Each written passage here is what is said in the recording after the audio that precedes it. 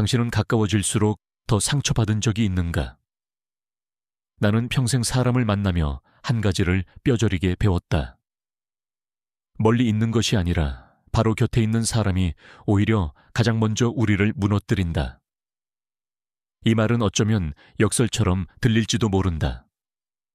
그러나 수십 년의 삶과 사업 경험에서 얻은 결론은 분명하다. 너무 가까이 다 보여주면 결국 남는 것은 실망뿐이다. 이웃십 초 안에 들려줄 핵심. 사람 사이의 가까움은 치료제가 아니라 때론 독약이다. 가깝다는 이유로 모든 것을 다 내보이면 그 관계는 곧 균열을 드러낸다. 이 영상의 첫 부분에서는 왜 그런지, 그리고 그 가까움이 어떻게 관계를 갉아먹는지에 대해 이야기하려 한다. 먼저 은유 하나. 불은 온기를 준다. 그러나 불을 너무 가까이 하면 태워버린다. 사람 사이의 친밀함도 같다. 적당한 거리에서는 따뜻함을 제공하지만 지나치게 밀착하면 그것은 소진과 상처를 남긴다. 정주영 회장의 인간관계를 떠올려보라. 그는 사람을 많이 만났지만 가까워질 때에도 일정한 선을 잃지 않았다. 선은 감정의 울타리이며 삶의 질서를 지키는 보호막이었다. 실제 사례를 하나 말하겠다. 친구를 집에 초대했다. 우리는 오래 알고 지낸 사이였고 친밀하다고 생각했다. 그런데 식사와 술자리 후 그 친구는 갑자기 나를 피하기 시작했다. 이유를 곰곰이 살펴보니 단순했다. 그 친구는 내 집을 보고 자신의 기준과 비교하며 자존심이 흔들렸던 것이다. 집이라는 공간은 단순한 건물 내벽이 아니다. 그 안에는 생활 방식, 가치관, 삶의 흔적이 고스란히 담겨 있다. 누군가가 그 민낯을 보았을 때 그 반응은 존중이 아니라 비교와 질투로 이어질 수 있다. 이 점에서 중요한 교훈 하나. 공개는 책임을 수반한다. 무심코 집을 열거나 모든 속마음을 털어놓거나 여행을 함께 계획하는 것은 작은 실험이 아니다. 그것은 상대가 당신의 삶을 평가할 수 있는 기회를 준다는 의미다. 만약 당신이 그 평가를 감당할 자신이 없다면 차라리 그 문을 닫아두는 것이 현명하다. 준비가 되어 있지 않은 공개는 관계를 회복 불가능한 상태로 만들 수 있다. 두 번째로, 기대의 법칙을 기억하라. 기대는 관계를 유지시키기도 하지만 그만큼 상처를 만들기도 한다. 가까운 사이일수록 우리는 상대에게 더 많은 것을 기대한다. 그 기대가 반복적으로 깨질 때 실망은 누적되고 결국 사람은 거리를 둔다. 이것이 내가 직접 본 수많은 사례의 공통점이다. 기대가 클수록 상처도 크다. 그래서 지혜로운 사람은 기대를 조절하고 선을 정해두며 그 범위 안에서만 상대를 받아들인다. 여기서 짧은 자기 점검을 제안한다. 지금 당장 정답을 말할 필요는 없다. 다음 3가지 질문을 스스로에게 던져보라. 내가 감당할 수 없는 부분까지 상대가 알게 되면 감정적으로 흔들릴까? 내가 집이나 가족, 재정 같은 사적 영역을 공개했을 때 생길 수 있는 최악의 시나리오는 무엇인가? 이 관계에서 내가 지금까지 무리하게 주었다고 느끼는 순간이 있었는가? 이 질문들은 단순하지만 강력하다. 스스로의 한계를 아는 것이 바로 선을 세우는 첫걸음이다. 선을 세운다는 것은 닫는 것이 아니라 선택적으로 열어젖히는 능력이다. 존중은 여기서 시작된다. 다음으로 실용적 조언 하나. 친한 사람이라도 무조건 집에 초대하지 마라. 초대는 수용이 아니라 검증이어야 한다. 단 한 번의 초대가 직장에서 소문을 만들고 비교를 낳고 결국 당신의 평판과 관계를 갉아먹을 수 있다. 초대하기 전에 스스로에게 물어라. 이 사람은 나의 삶의 일부를 들여다볼 책임을 질 준비가 되어 있는가? 준비가 되어 있지 않다면 초대하지 않는 것이 낫다. 마지막으로 이 부분의 핵심을 정리한다. 가까움은 관리하는 것이다. 가깝다고 해서 모든 것을 포기해도 된다는 뜻이 아니다. 오히려 거리를 두고 유지되는 존중에서 깊은 관계가 싹튼다. 정주영 같은 리더들이 보여준 방식도 이와 같았다. 그들은 믿음을 주되 전부를 내어주지 않았다. 신뢰는 층위별로 쌓아 올려야 한다. 업무에 대한 신뢰와 사생활에 대한 신뢰는 별개로 다뤄야 한다. 이제 질문을 남기고 이 부분을 마친다. 우리는 가까움이 왜 위험한지를 이해했다. 다음 부분에서는 선을 실제로 어떻게 그을 것인지, 그 거리를 재는 기준과 구체적인 실무 원칙을 제시하겠다. 당신의 삶에서 적절한 거리는 과연 어느 정도일까? 그 답을 찾는 길은 단순한 이론이 아니다. 실전에서 검증된 규칙이 필요하다. 그 규칙을 다음 파트에서 하나씩 풀어낼 것이다. 가까운 관계일수록 왜 선이 필요한가? 많은 사람들은 이렇게 생각한다. 가까우면 벽을 낮춰야 하는 것 아닌가? 그러나 내가 살아온 세월 동안 깨달은 건 정반대였다. 벽을 낮추는 것이 친밀함이 아니라 질서 있는 거리를 유지하는 것이야말로 오래가는 관계의 핵심이었다. 선은 사람을 밀어내기 위한 장벽이 아니다. 오히려 관계가 무너지지 않게 붙잡아주는 울타리다. 선은 단순한 감정이 아니라 삶의 원칙이다. 선을 지키는 사람은 안정적인 인간관계를 유지하고, 선을 놓아버린 사람은 누구에게나 끌려다니며 결국 자신을 잃는다. 이 부분에서는 선의 본질이 무엇인지, 그리고 어떻게 그 선이 존중을 만들어내는지 깊이 있게 이야기해 보려 한다. 먼저 선을 한 문장으로 정의하자. 선이란 내가 감당할 수 있는 범위의 끝이다. 여기서 중요한 것은 상대의 기준이 아니라 내 기준이라는 점이다.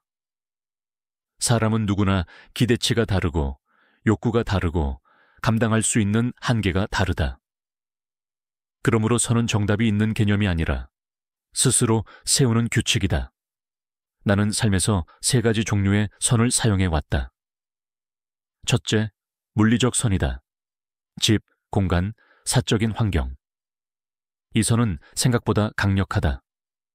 집을 공개하는 순간 나는 내 삶의 민낯을 상대에게 보여주게 된다.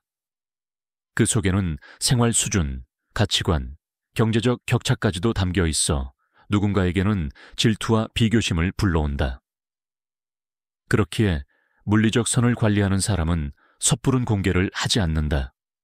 공개는 기회가 아니라 위험이 될 수 있다. 둘째, 감정적 선이다. 가족 이야기, 재정 문제, 개인적 고민 같은 깊은 사생활은 아무에게나 털어놓을 수 있는 것이 아니다. 가까운 친구도, 오랜 지인도 마찬가지다. 모든 감정을 다 내어주면 처음에는 편안해 보이지만 시간이 지나면 그 감정의 무게를 서로에게 떠넘기게 된다.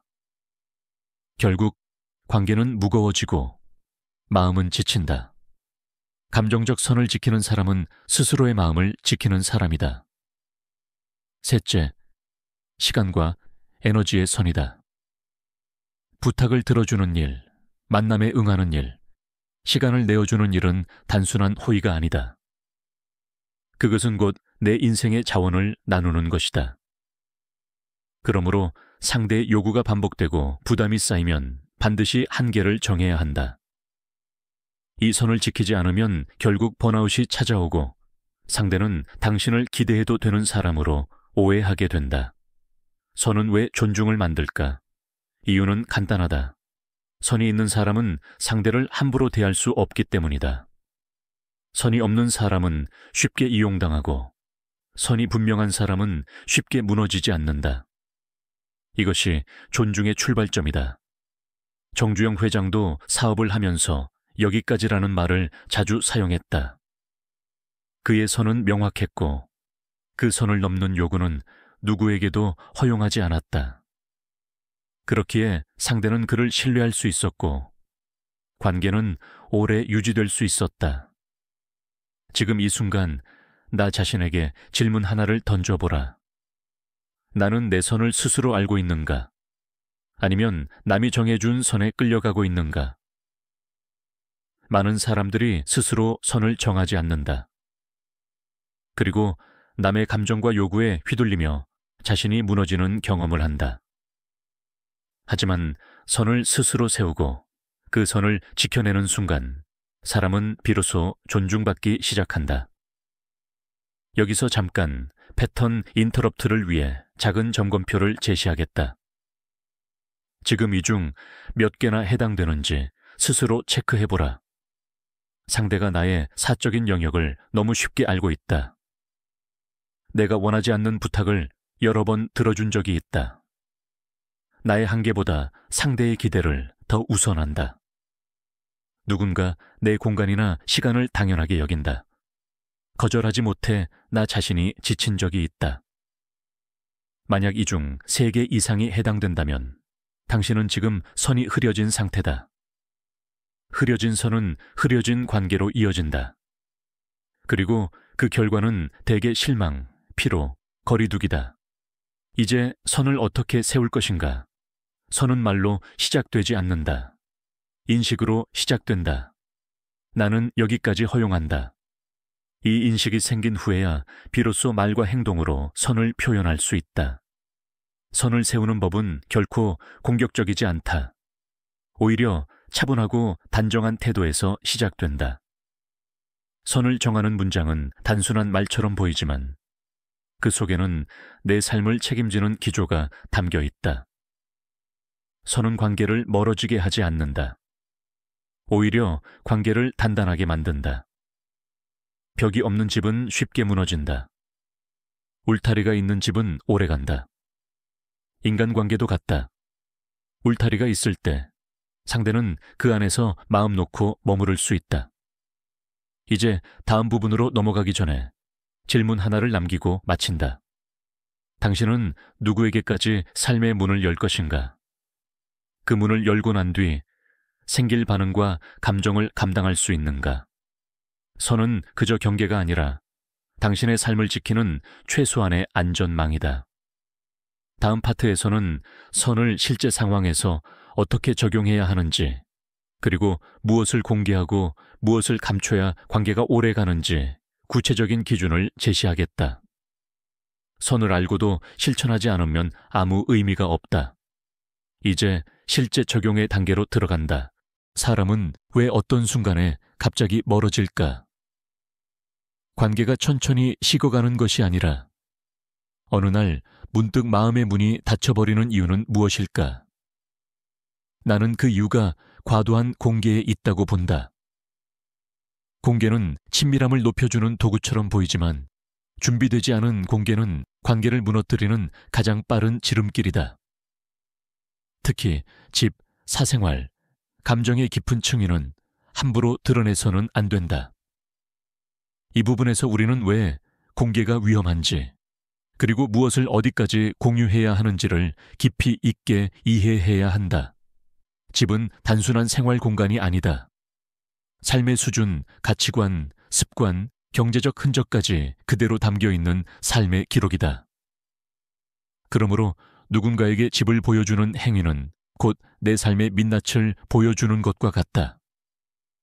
문제는 대부분의 사람들이 그 민낯을 볼 준비가 되어 있지 않다는 데 있다. 상대가 나를 통해 느끼는 감정은 존중이 아니라 비교일 수 있으며 그 비교는 질투로 이어진다. 비교는 조용히 마음을 흔들어 관계를 서서히 갈라놓는다. 실제 사례를 떠올려보자. 오래 알고 지내던 친구가 있었다. 서로 농담도 하고 고민도 나누며 오랜 믿음을 쌓았다. 어느 날 나는 그 친구를 집에 초대했다. 별것 아닌 해프닝처럼 보였지만 이후 그 친구의 태도는 눈에 띄게 달라졌다. 원인을 생각해보니 명확했다. 그는 내 집을 보고 자신의 현실과 비교했다.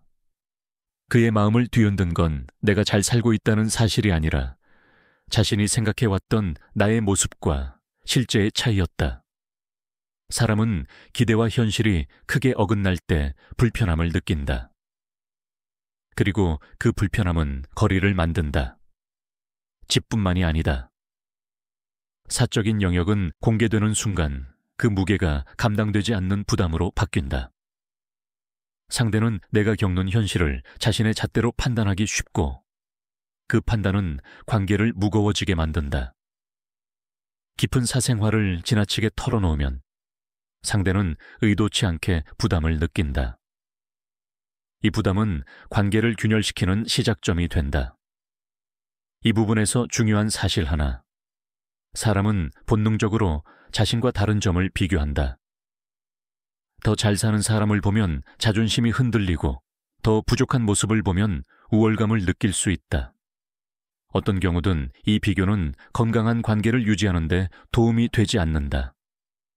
비교는 상대를 하나의 사람이 아니라 기준점으로 만든다. 기준점이 된 순간 관계는 자연스러움을 잃고 의식하게 된다. 여기서 패턴 인터럽트로 작은 사례 하나를 소개하겠다. 두 직장 동료가 있었다. 그들은 겉으로 보기에는 매우 친했다. 어느 날 한 사람이 다른 사람을 집에 초대했다.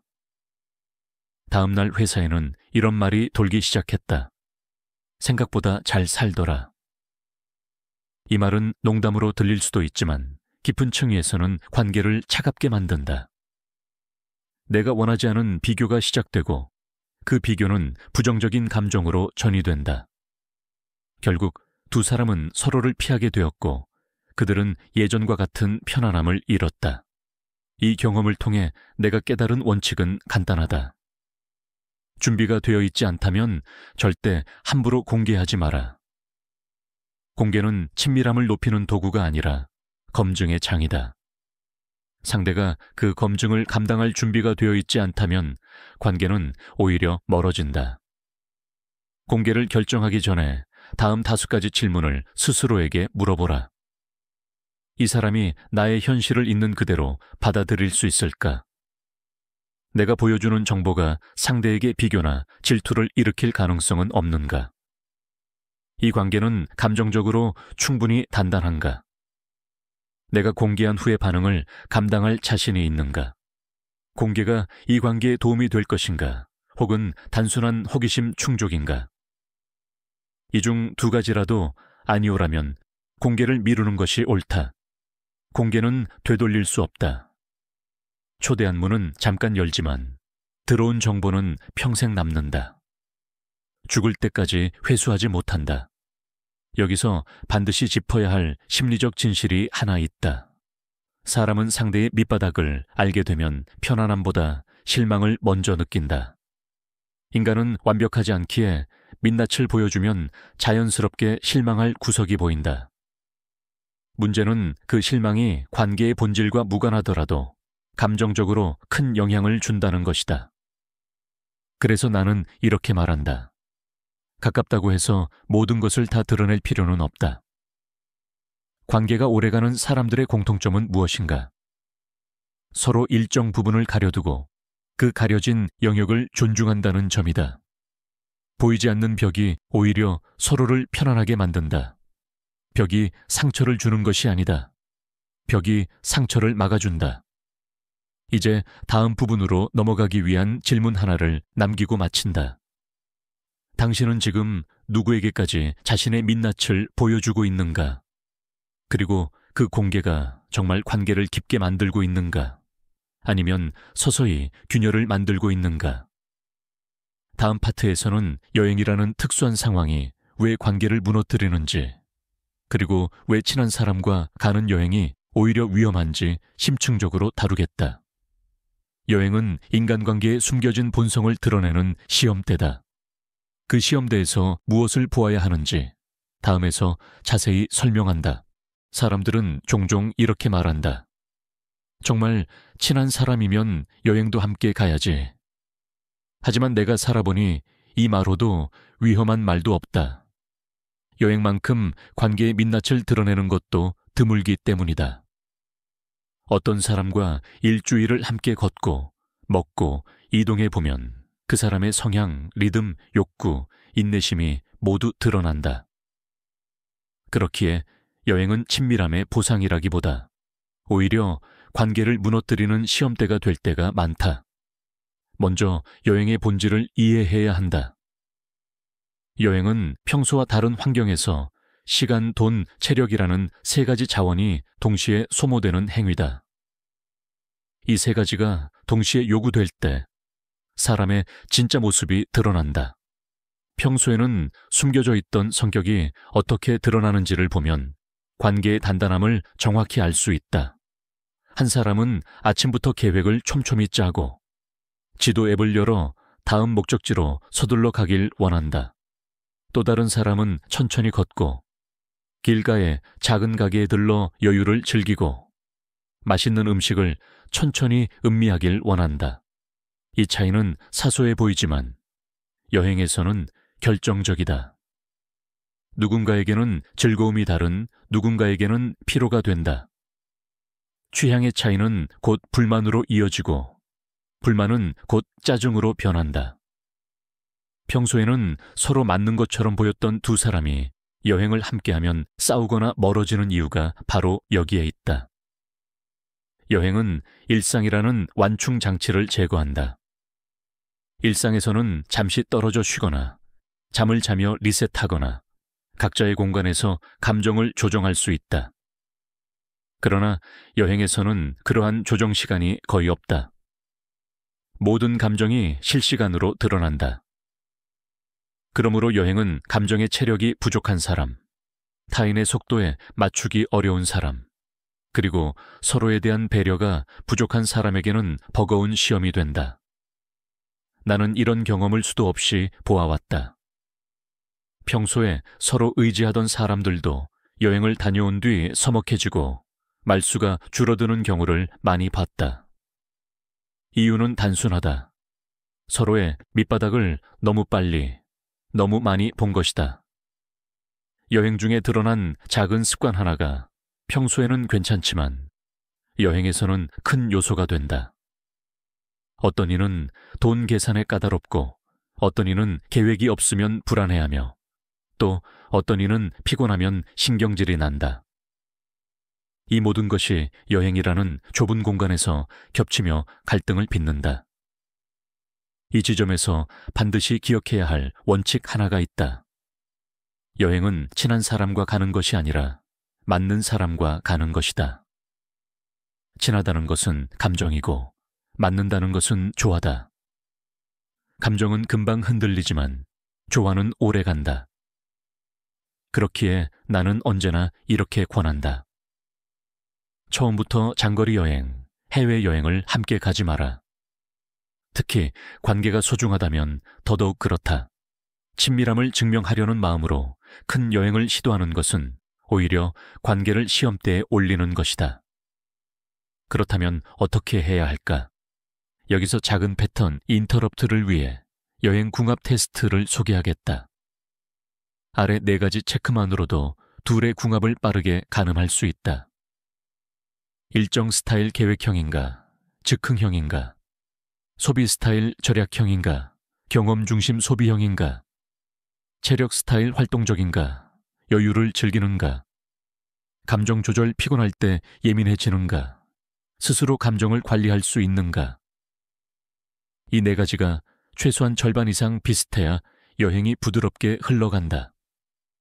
하나라도 크게 어긋나면 여행은 관계의 틈을 벌린다. 나는 개인적으로 당일치기 여행을 먼저 해보는 것을 추천한다. 당일치기는 부담이 적고 서로의 리듬을 시험해볼 수 있는 가장 좋은 방식이다. 맞는 사람이라면 짧은 여행에서도 편안함을 느낄 것이고 맞지 않는 사람이라면 그 짧은 하루만으로도 불편함을 감지하게 될 것이다. 이 짧은 테스트가 관계를 지키는 가장 안전한 방법이다. 만약 여행 궁합이 맞지 않다면 어떻게 해야 할까? 답은 간단하다. 절대 억지로 맞추지 마라. 여행은 억지로 맞추는 순간 서로에게 부담이 된다. 여행은 추억을 쌓는 시간이 되어야 하지. 서로 상처를 교환하는 시간이 되어서는 안 된다. 때로는 혼자 떠나는 여행이 오히려 마음을 편안하게 하고 관계를 지키는 길이 된다. 나는 혼자 여행을 떠나 우연히 하루 동안만 함께한 동행을 만나기도 했다. 그런 만남은 부담이 없고 하루만 같은 목적을 향해 움직이기 때문에 오히려 자연스럽고 즐거웠다. 여기서 핵심은 이것이다. 가까움을 강요하면 관계는 깨진다. 가까움을 선택할 때 관계는 깊어진다. 여행은 그 선택의 기준을 가르쳐주는 시험대다. 이제 마지막 질문을 남기고 이 부분을 마친다. 당신이 지금 함께 여행을 계획하고 있는 그 사람은 정말 당신과 맞는 사람인가? 이 질문에 대한 대답이 앞으로의 관계를 결정짓는다. 다음 파트에서는 여행보다 더 어려운 기술, 바로 거절에 대해 이야기하겠다. 거절하지 못해 관계가 무너지고 인생까지 흔들리는 경우가 얼마나 많은지, 그리고 어떻게 거절하면 상대도 상처받지 않고 나도 지킬 수 있는지를 자세히 설명할 것이다. 사람이 사람 때문에 지치는 가장 큰 이유는 무엇일까? 나는 수십 년 동안 수많은 관계를 겪으며 단 하나의 진실을 배웠다. 거절하지 못하면 결국 나도 무너지고 관계도 무너진다. 거절은 무례가 아니다. 거절은 자기 보호다. 거절은 관계를 오래가게 만드는 기술이 아니라 원칙이다.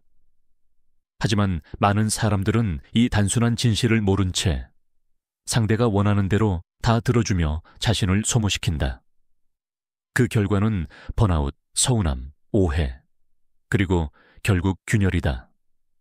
이 부분에서 우리는 왜 거절이 필요한지, 어떻게 거절해야 관계가 깨지지 않는지, 그리고 거절이 어떤 방식으로 존중을 만들어내는지 깊이 있게 다룬다.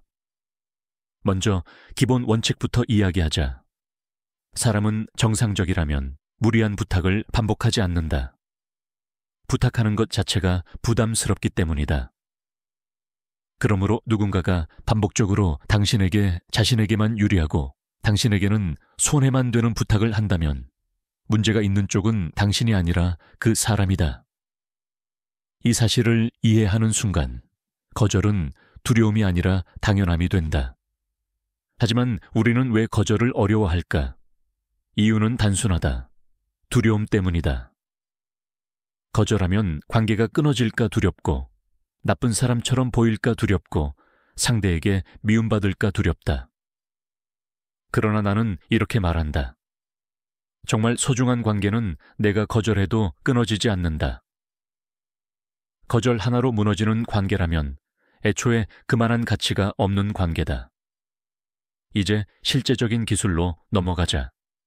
거절에는 형식이 필요하다.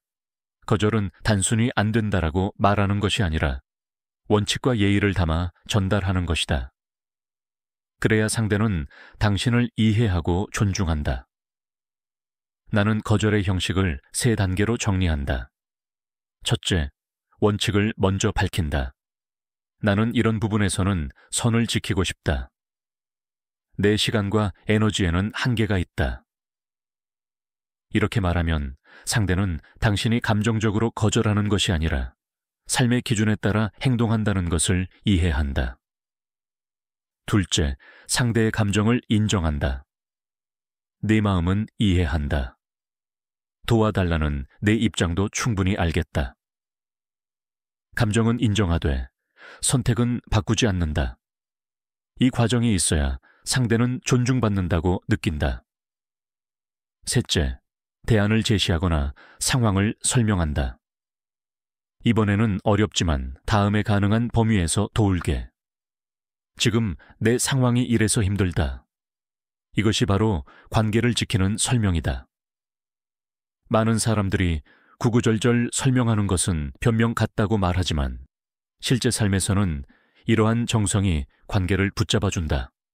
무성의한 거절은 상처를 주고 성에 있는 거절은 신뢰를 준다. 여기서 패턴 인터럽트를 위해 실제 대화 예시 하나를 소개하겠다. 다음은 당신이 사용할 수 있는 기본 거절 문장이다. 네가 왜 부탁하는지 이해해. 그런데 이번 일은 내가 감당할 수 있는 선을 넘어서 있어. 지금 내 일정이 꽉 차서 도와줄 수가 없다.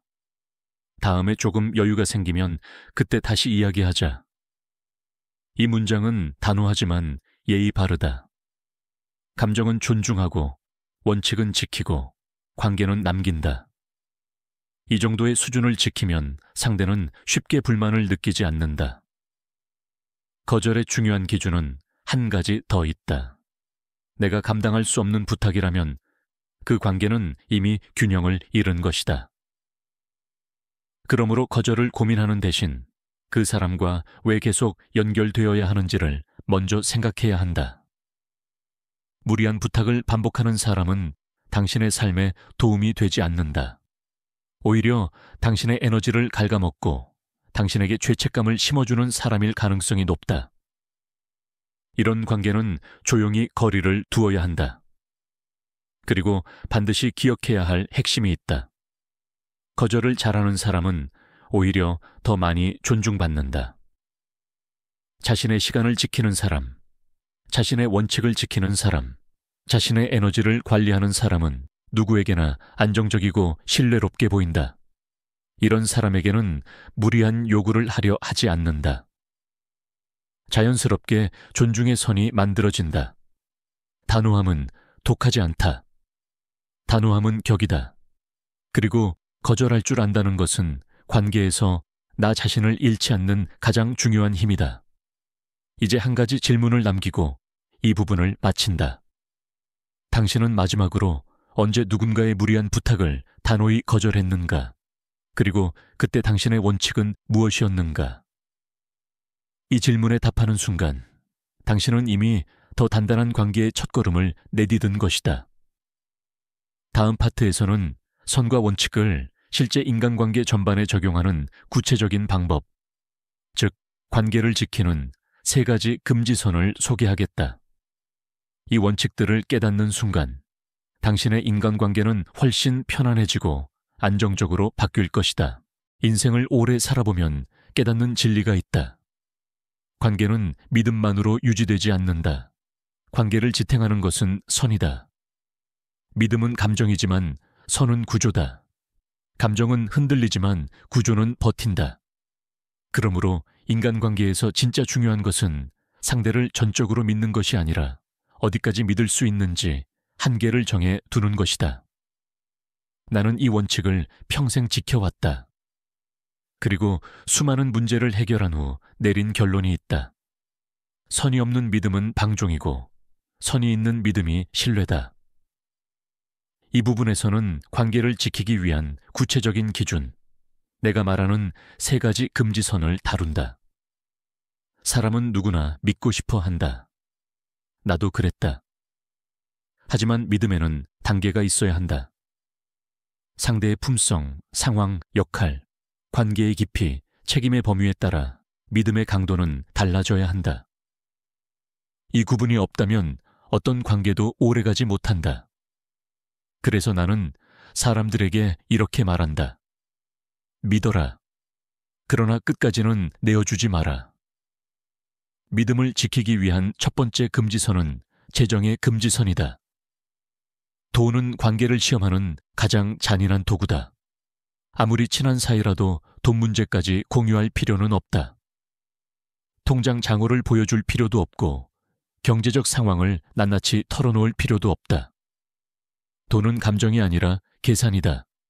감정으로 돈을 섞으면 관계는 언젠가 깨지게 되어 있다. 정주영 같은 리더들도 돈을 빌려줄 때 조건과 선을 명확히 했다. 여기까지는 가능하지만 이 이상은 아니다. 이 선이 없으면 상대는 당신을 무한대로 이용할 수 있다고 착각한다. 두 번째 금지선은 사생활의 금지선이다. 가족 이야기, 어린 시절의 상처, 깊은 감정의 문제 같은 개인적 영역은 아무에게나 내어주는 것이 아니다. 이 부분을 무분별하게 열면 상대는 당신을 가볍게 본다. 또는 불필요한 걱정과 오해를 불러일으킬 수도 있다. 사생활은 가까운 사이라서 공유하는 것이 아니다. 건강한 사람에게만 공유해야 한다. 감당할 수 없는 사람에게 사생활을 털어놓는 것은 관계를 깊게 만드는 것이 아니라 상대를 압박하는 일이다. 세 번째 금지선은 시간과 책임의 금지선이다. 내 시간, 내 에너지, 내 책임은 내 인생의 자산이다. 누군가가 반복적으로 당신의 시간을 요구하고 당신의 책임을 대신 지워달라고 한다면 그 관계는 이미 기울어져 있다. 시간을 무한히 제공하는 순간 상대는 그것을 권리로 착각한다. 그래서 나는 늘 말한다. 내가 감당할 수 있는 선까지는 도울 수 있지만 그 이상은 내 책임이 아니다. 이 말이 단호해 보일 수 있지만 오히려 관계를 유지하는 가장 정직한 방법이다. 이제 여기서 패턴 인터럽트를 위해 작은 사례를 소개한다. 나는 한번 오래 알고 지낸 사람에게 계속해서 사소한 부탁을 받았다.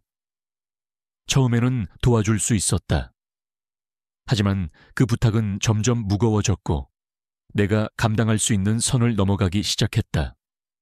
그때 나는 이렇게 말했다. 이번 부탁은 내가 감당할 수 있는 선을 넘어서 있어. 여기까지만 할게. 상대는 처음에 서운해했다. 하지만 시간이 지나고 나서야 그는 내 말의 진심을 이해했다. 그 선이 없었다면 우리는 더 크게 멀어졌을 것이다. 선은 단순히 안 된다라고 말하는 것이 아니다. 선은 여기까지는 믿고 여기까지는 허용하겠다라는 기준이다. 이 기준이 있어야 상대도 방향을 알고 나도 흔들리지 않는다. 관계가 흔들릴 때마다 나는 한 가지를 자문했다. 내가 지금 지키지 못한 선은 무엇인가? 대부분의 문제는 내가 내 선을 명확히 하지 않았기 때문에 일어났다. 상대가 넘어서서 문제가 생긴 것이 아니라 내가 허용해서 문제가 생긴 것이다.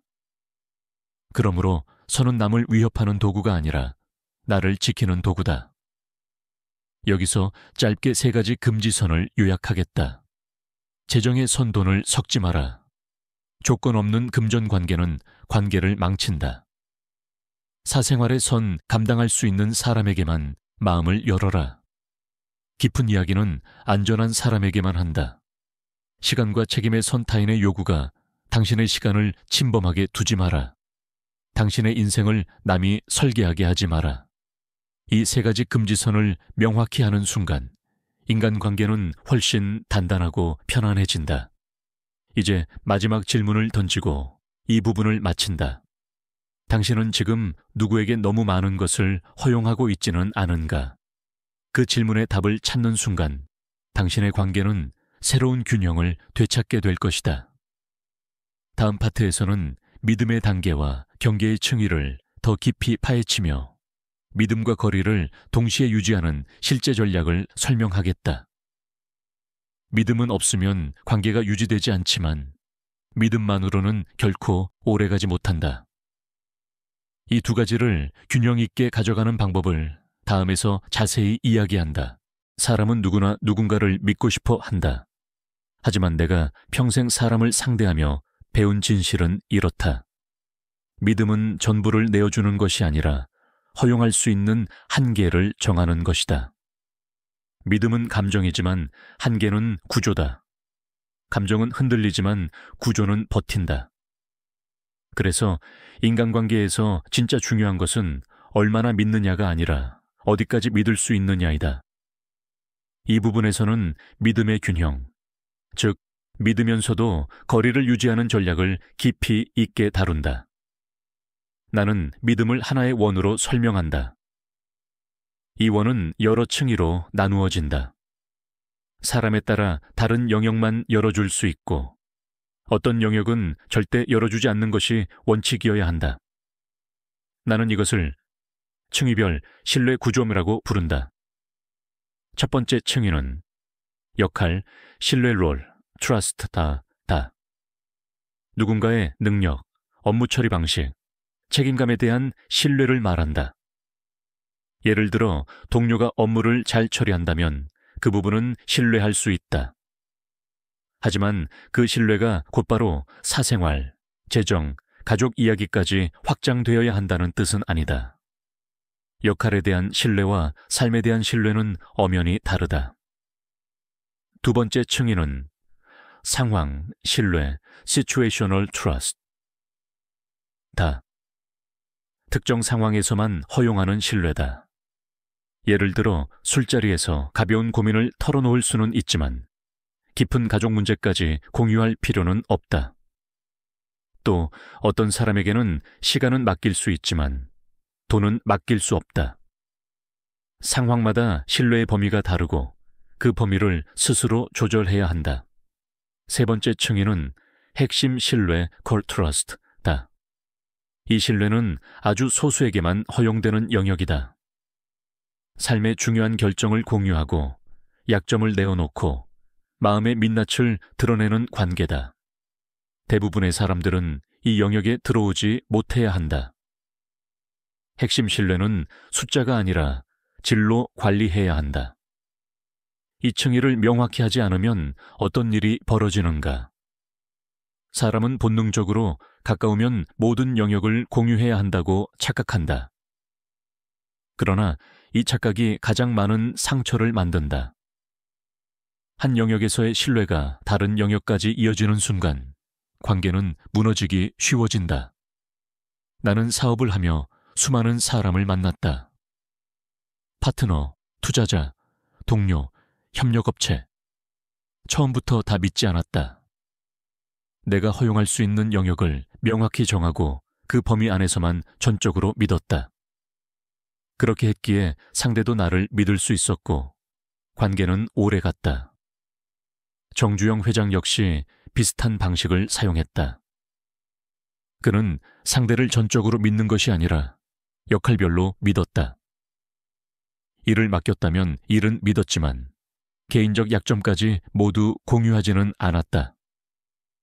이것이 리더십의 신뢰 구조다. 거리와 경계가 있을 때 신뢰는 더 단단해진다.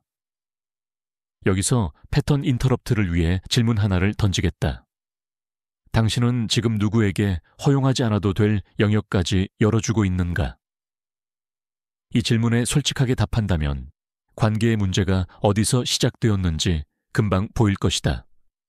이제 실전 전략을 이야기한다.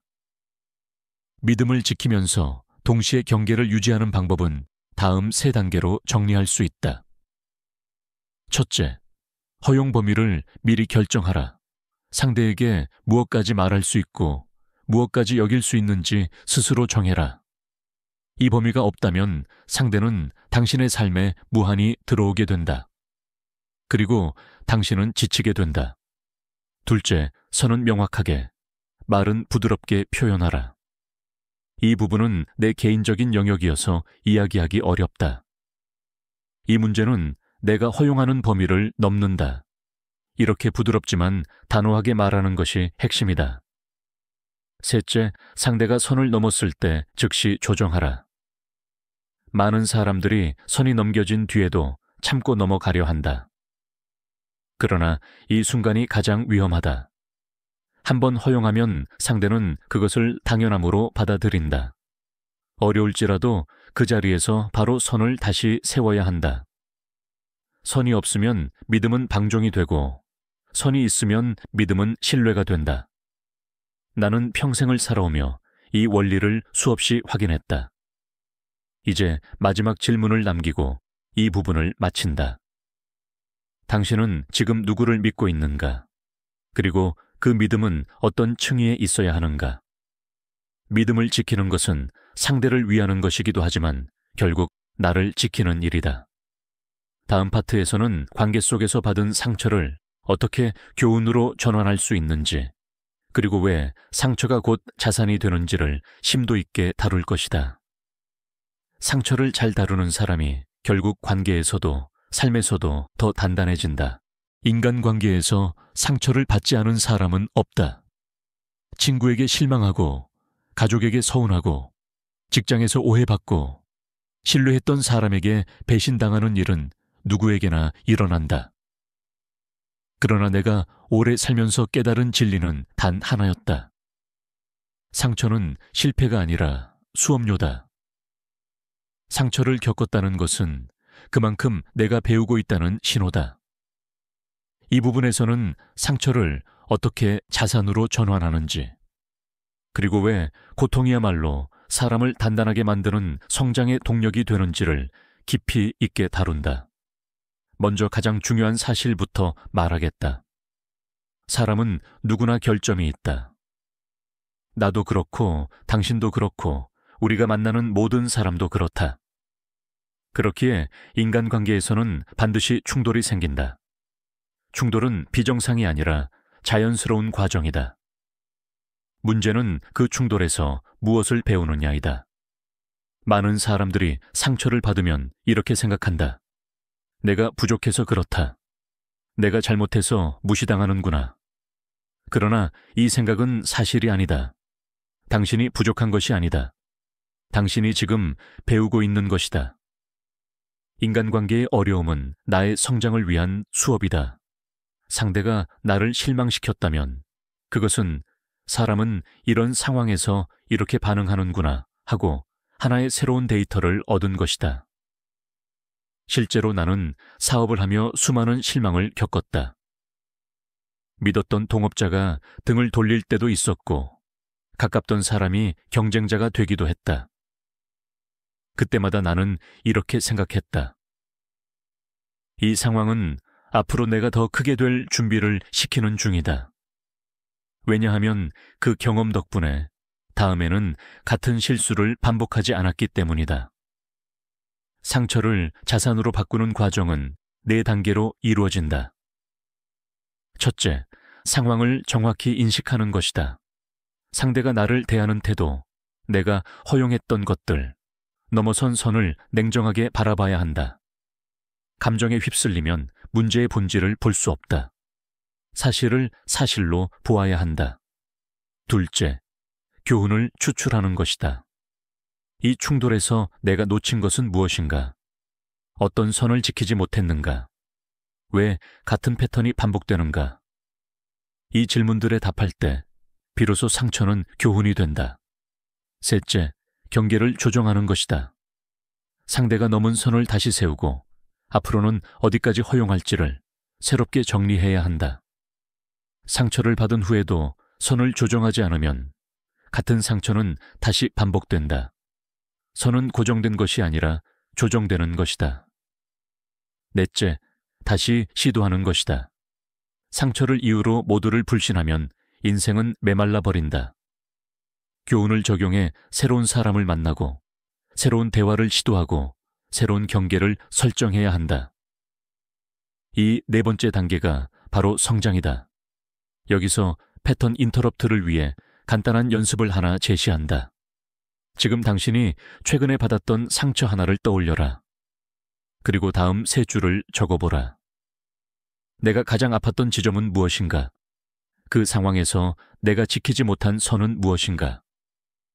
다음에는 어떻게 내 선을 유지할 것인가?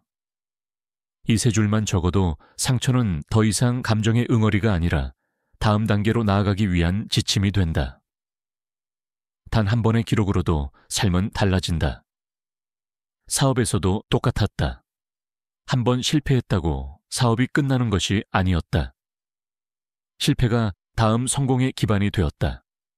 인간관계도 그와 같다. 어떤 관계가 틀어졌다면 그것은 끝이 아니라 시작이다. 당신이 배운 교훈만큼 다음 관계는 건강해진다. 이 점에서 가장 중요하게 말하고 싶은 한 문장이 있다. 상처가 많은 사람일수록 더 단단해질 수 있다. 상처가 약점이 아니라 강점이 된다. 누구보다 더 정확하게 사람을 보고 더 지혜롭게 경계를 세울 수 있기 때문이다. 나는 젊었을 때 인간관계 때문에 눈물도 많이 흘렸다. 오해받고 배신당하고 외면당한 적도 많았다. 그때는 그것이 실패인 줄 알았다. 하지만 세월이 지나 알게 되었다. 그 상처들이 모두 지금의 나를 만든 자산이었다. 사람을 더 깊이 이해하게 되었고 관계를 오래 유지할 수 있는 원칙도 그때 배웠다. 이제 마지막 질문을 남기고 이 부분을 마친다. 당신은 지금 받고 있는 상처를 실패로 보겠는가?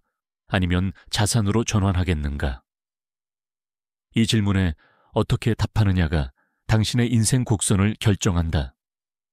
고통은 지나간 흔적이 아니라 성장의 흔적이다.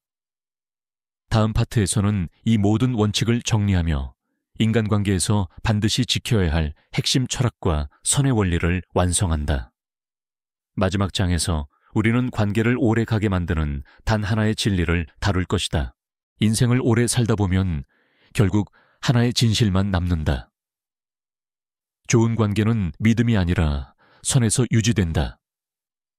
어떤 사람이든 어떤 관계든 너무 멀면 소원해지고 너무 가까우면 상처받는다. 이 사이에서 균형을 잡는 것이 바로 거리이며 그 거리를 지켜주는 것이 선이다. 앞선 모든 이야기의 결론이 바로 여기에 있다. 이 마지막 부분에서는 전체 내용을 정리하며 당신의 삶에서 바로 적용할 수 있는 실천 선언문을 제시하겠다. 사람 때문에 너무 힘들었던 시절을 지금 돌아보면 그 모든 순간은 결국 나를 단단하게 만들기 위한 과정이었다. 그리고 그 과정에서 나는 단 하나의 원리를 발견했다. 나를 잃지 않을 때만 관계를 지킬 수 있다. 먼저 관계가 왜 무너지는지 다시 짚어보자. 많은 사람들은 이렇게 생각한다. 친하니까 다 내어줘야지. 친하니까 부탁을 거절하면 안 되지. 친하니까 집도 보여줘야지. 하지만 이 생각들은 모두 관계를 파괴하는 씨앗이다. 정말 가까운 관계일수록 선이 있어야 한다. 왜냐하면 선이 있어야 서로를 존중할 수 있기 때문이다. 존중이 없는 관계는 금방 무너진다. 사람들은 종종 말한다. 너무 벽을 치면 멀어진다. 그러나 나는 정반대라고 말한다. 벽이 있어야 관계가 오래 간다. 벽이 없으면 상대는 무의식적으로 들어오고 당신은 무의식적으로 내어주게 된다. 벽이 있어야 서로의 영역이 지켜지고 그 존중이 관계를 단단하게 만든다. 나는 살아오며 수많은 동업자와 협력했고 수많은 관계를 만들고 또 잃었다. 오래 남은 사람들의 공통점은 단 하나였다. 서로의 선을 존중했다는 것. 여기까지만 말하고 여기까지만 부탁하고 여기까지만 개입한다. 이 원칙이 있기에 관계는 오히려 더 깊어지고 오래갔다. 이제 당신의 삶에서 당장 적용할 수 있는 7가지 실천 원칙을 정리해 보겠다. 첫째, 선 없는 신뢰는 하지 않는다. 누구든 믿을 수 있지만 믿음의 범위를 정해야 한다. 둘째, 가까운 사람일수록 더 선명한 선을 둔다. 친하다고 해서 모든 것을 보여줄 필요 없다. 셋째, 무리한 부탁은 단호하게 거절한다. 거절 하나로 깨질 관계라면 애초에 가치가 없다, 가치가 없다. 넷째, 재정, 사생활 시간은 1차 보호선이다. 이 3가지를 쉽게 내어주는 순간 관계는 기울기 시작한다. 다섯째, 비교를 일으킬 수 있는 영역은 신중하게 공개한다.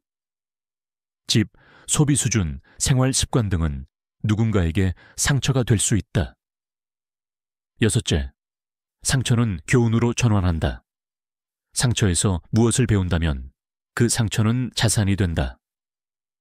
일곱째, 나를 잃지 않으면 관계도 잃지 않는다. 내가 나를 존중해야 남도 나를 존중한다. 이 7가지는 단순한 원칙이 아니라 내가 수십 년 동안 겪은 모든 인간관계의 결론이다. 이 원칙만 지키면 관계는 불필요한 소모 없이 오래 유지된다. 사람 때문에 흔들리지 않고 내가 중심을 지킬 수 있다. 이제 마지막으로 삶 전체에 적용할 수 있는 짧은 선언문을 전하고 싶다. 나는 나를 지키겠다. 나는 내 선을 지키겠다. 나는 나의 시간, 나의 감정, 나의 삶을 가볍게 넘겨주지 않겠다. 나는 상대를 믿되 끝까지는 내어주지 않겠다. 나는 가까이 하되 반드시 적당한 거리를 유지하겠다. 나는 상처를 두려워하지 않겠다. 상처는 나를 단단하게 만드는 과정이기 때문이다. 그리고 마지막으로 묻겠다. 당신은 사람을 잃을까 두려운가? 아니면 나를 잃을까 두려운가? 나는 평생을 살아보며 깨달았다. 사람을 잃는 것보다 더 무서운 것은 나를 잃는 것이다. 내가 나를 지킬 때만 관계도 인생도 지켜진다. 지금 이 영상을 듣고 있는 당신이 이 말에 공감한다면 그것은 이미 변화가 시작됐다는 뜻이다. 앞으로 더 깊은 이야기를 함께 나누고 싶다면 구독은 자연스러운 선택일 것이다. 당신의 생각을 댓글로 남겨주면 그것이 누군가의 삶을 바꾸는 시작이 될 수 있다. 이 말이 마음에 닿았다면 좋아요는 단지 작은 동의의 표현일 뿐이다. 이제 당신의 인간관계는 예전처럼 흔들리지 않을 것이다. 왜냐하면 이제 당신은 원칙을 가진 사람이기 때문이다.